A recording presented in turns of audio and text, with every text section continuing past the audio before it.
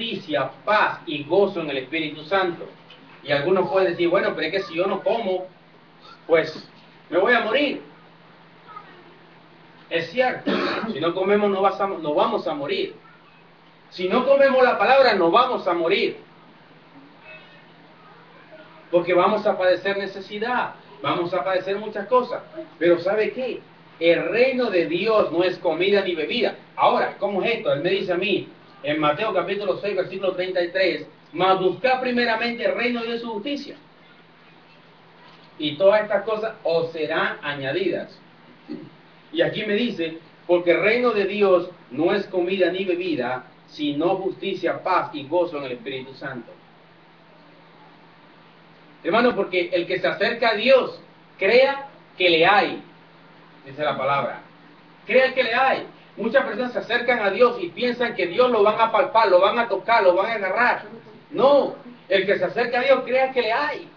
Y si la palabra me está indicando a mí, me está diciendo que el reino de Dios no es comida ni bebida, pero en el otro lado me dice que buscar primeramente el reino de su justicia y las demás cosas vendrán por añadidura. ¿Qué me quiere decir el Señor? Que me alimente primeramente de su palabra, de su mandamiento, de su estatuto, como leímos en Deuteronomio capítulo 15 y 10, capítulo 30, versículos 15 y 16, ¿verdad? Tenemos que alimentarnos de su palabra, tenemos que alimentarnos de lo que Él ya habló. Recordemos, cuando Él habló, ya vino a la existencia. Y cuando nosotros hablamos la palabra, repetimos la palabra de Dios que está escrita, nosotros traemos la palabra a la existencia, porque ya fue creada, ya fue hecha la palabra. Cuando el ser humano es creado, es procreado, ya es en la existencia de Dios, que ya fue creado. Porque ya Dios, cuando creó el ser humano, puso en el hombre una parte y la mujer en otra parte. Cuando se unen, ya viene la procreación, ya vienen los bebés. Ya fue hecho. Ya fue hecho, ya fue hablada. Y nosotros tenemos que traer a la existencia la palabra de Dios cuando nosotros la confesamos, cuando nosotros la declaramos, cuando nosotros decimos, sí Señor, si la palabra dice buscar primeramente el reino de Dios y su justicia, y las demás cosas van a venir en añadiduras, eso significa de que sí, voy a buscar primeramente a ti antes que las demás cosas. Primero Dios, recordemos, que Él es un Dios celoso que no comparte su gloria con nadie. Primero Dios, primero tenemos que buscarlo a Él. Las primicias, ¿cuáles son las primicias? Cada mañana, que tú te levantas, tú dices, Señor, gracias. Aunque no lo digas, está en tu pensamiento, Señor, gracias. Es primicia. Lo primero, por eso dice, primero no busques el trabajo, primero búscame a mí. Búscame a mí. Primero no busques en la pareja, primero búscame a mí y yo te voy a guiar. Primero no busques, ¿verdad?, el abogado, primero búscame a mí y yo te voy a guiar cuál abogado vas a escoger. Primero no hagas tal cosa, primero búscame a mí. ¿Qué quiere decir, hermano? Que todo lo que hagamos tiene que ser primero a Él, consultarlo a Él primeramente. Y después Él nos va a guiar, después Él nos va, ¿verdad?, a decir qué es lo que tenemos que hacer. Él no está diciendo que no trabajes, Él no está diciendo que no te cases, Él no está diciendo que no tengas hijos, Él no está diciendo que no tengas un vehículo nuevo, Él no está diciendo que no tengas una casa nueva, Él no está diciendo que tengas una casa vieja, rota, destruida, porque aquí en este país, el que tenga una casa sin techo, o que tenga una casa de un techo que no es adecuado para la estación de invierno, pues se va a morir del frío. El que no tenga una casa aquí con chimenea o con calefacción, se muere del frío.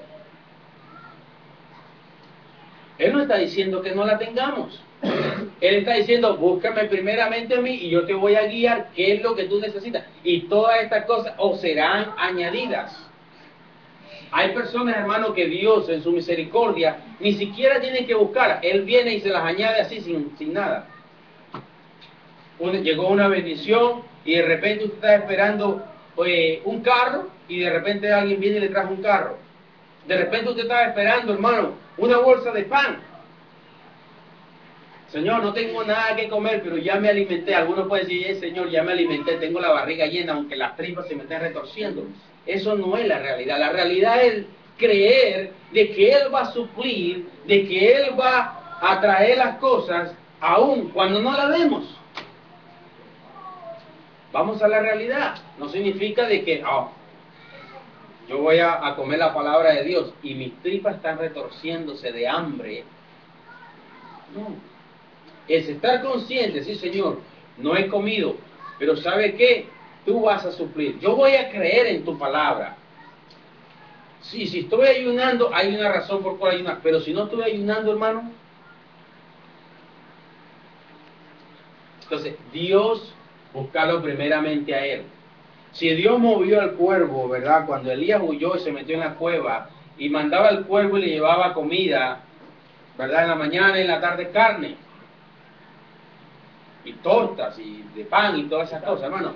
Lo alimentaba. Lo alimentaba. Aunque usted no vea, aunque no haya nada, hermano, vamos a depender, vamos a creer. Aunque sea Dios, va a traer un cuervo, va a traer un pájaro, va a traer... Hermano, hay una... Creo que es en Nicaragua o en Honduras, creo que en Honduras es. Hay una ciudad en Honduras que todos los años, en esa misma estación, llueve peces. Y si no, busquen en la internet. Llueve peces. Y peces no muertos, peces vivos, caen todavía revoloteando ahí, vivos. Hermano, eso lo hace Dios. Científicos se han reunido todos los años para ver cuál es ese fenómeno natural que produce que los peces desciendan del cielo y caigan. Dios puede hacer eso y puede hacer más. Algunos se lo atribuyeron, ¿verdad?, que pasaban los tornados y a lo mejor el tornado movía los peces de una ciudad a otra, pero todos los años ahí no hay tornado. Alguien puede decir a alguien que le gusta la carne, pues decir, bueno, si yo quiero que llueva vacas.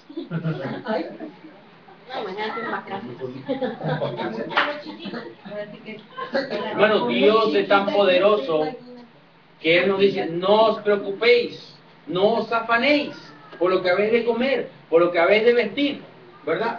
Él sabe que tenemos necesidad de todas estas cosas. Cuando Abraham iba a sacrificar a Isaac, Él le dijo, Padre mío, ¿dónde está el cordero que va a sacrificar? Él dijo, Dios se suplirá de uno. Y cuando iba a sacrificar a su hijo, lo iba a matar, ¿verdad? Para Dios. Ahí estaba, el ángel le dijo, no. Y miró hacia allá y estaba el cordero, el cabo, el cordero, ahí amarrado con los cachos en las ramas. Hermano, Dios es Dios.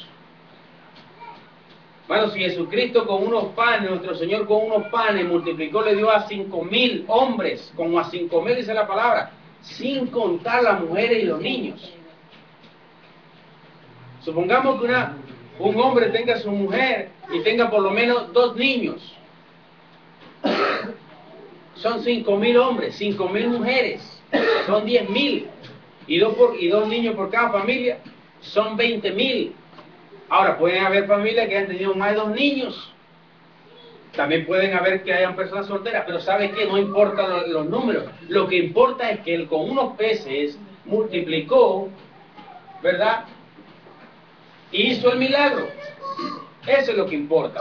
Eso es lo que el Señor nos está llamando. Que dependamos de Él, aunque no veamos las cosas, no debemos afanarnos. Recordemos cuando la pesca milagrosa estaba Pedro, ¿verdad?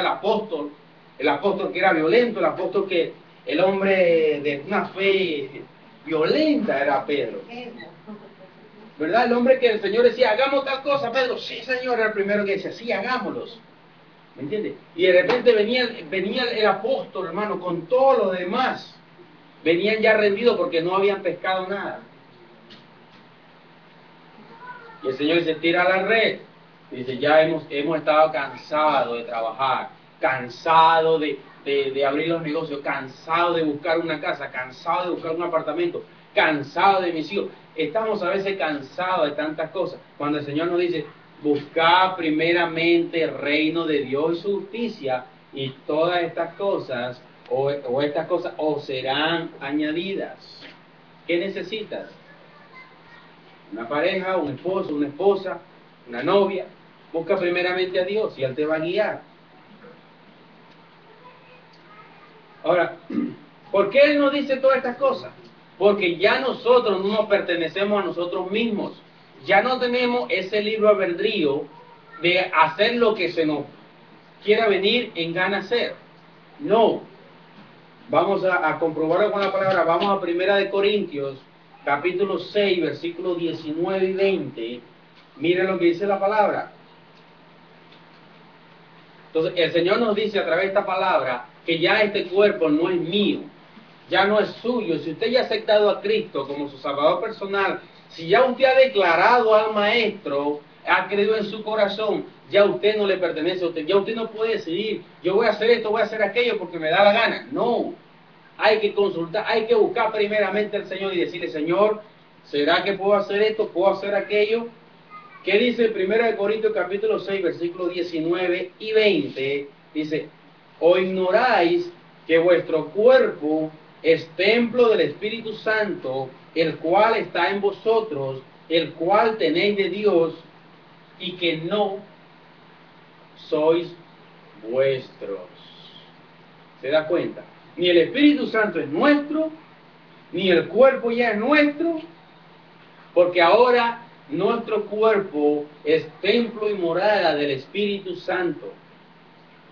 Y cuando Él me dice, cuando Él nos dice a través de su palabra, no os afanéis por vuestra vida, por lo que habéis de comer, lo que habéis de vestir, entonces, ¿por qué tengo yo que afanarme con un cuerpo que no es mío, no me pertenece a mí ya? Él dice, ¿y qué dice Mateo 6:33? Dice, y os serán, y todas estas cosas os serán añadidas. ¿Por qué os serán añadidas? Porque ya no es tu cuerpo, ya tú no lo tienes que vestir, ya tú no lo tienes que alimentar, tú lo tienes que cuidar porque es templo y morada del Espíritu Santo, sí. Y por eso el Señor nos dice, por lo que habéis de beber, por eso no podemos beber cualquier cosa que se nos pegue en la gana. La Coca-Cola, por ejemplo, yo sé que hay personas que les gusta la Coca-Cola, no estoy diciendo que no lo tomen. Pero la Coca-Cola, si agarramos la Coca-Cola, se ha comprobado, y metemos un hueso de pollo y le echamos Coca-Cola, creo que después de unas horas o después de unos días está desintegrado el hueso. Se deshace. Y el Señor nos manda a cuidar, porque ya no soy vuestro, ya este cuerpo no es mío. No lo digo yo, lo dice la palabra, ¿verdad? O ignoráis que vuestro cuerpo es templo del Espíritu Santo. Un templo. ¿Qué haría alguien, ustedes si tuvieran un templo? Bueno, no un templo, su casa. Ustedes no van a permitir que en su casa venga alguien y haga un desastre y tire cosas por la pared y ensucie las paredes y rompa todo lo que usted tiene aquí. No, es su casa, usted tiene que cuidarla, usted tiene que mantenerla. No va a andar todo sucio, ¿verdad? Todo manchado. Quizá hay algunas cosas, ok. Pero así mismo es nuestro cuerpo, que ya no es nuestro, ahora es del Espíritu Santo. Él vive aquí, Él vive en mí. Ya no vivo yo, mas ahora Cristo vive en mí. Ya no es mi cuerpo, ya es templo. Y si Él me está diciendo, no os afanéis por lo que habéis de comer, lo que habéis de vestir, ¿verdad? O lo que habéis de beber, dice, no os afanéis, busca primeramente el reino de Dios y su justicia. Mantener el templo del Espíritu Santo, cuidar el templo del Espíritu Santo, es tarea de nosotros ahora. Por eso yo no voy a hacer lo que se me pegue la gana con mi cuerpo, porque ya no es mi cuerpo. Bueno, Espíritu Santo, ven acá, vamos, tú sabes, te voy a poner aquí a un lado, y yo me voy a ir allá, y tú sabes, voy a hacer esta cosa, que yo sé que para ti es ilegal, pero como es ilegal, yo no quiero que tú estés ahí, que estés viendo.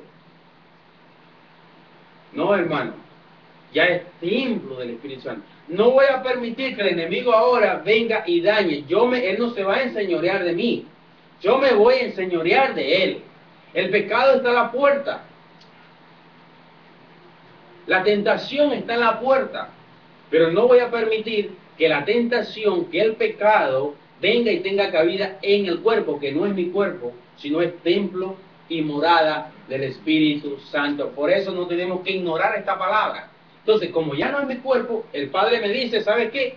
Búscame a mí primeramente. ¿Y cómo te voy a buscar, Padre? Bueno, adórame, alábame, dile al alma mía, alaba a Jehová y no te olvides de ninguno de sus beneficios. Decirle al alma cuando estamos atribulados, cuando estamos cansados, decirle, ¿por qué te abates, oh alma mía, dentro de mí?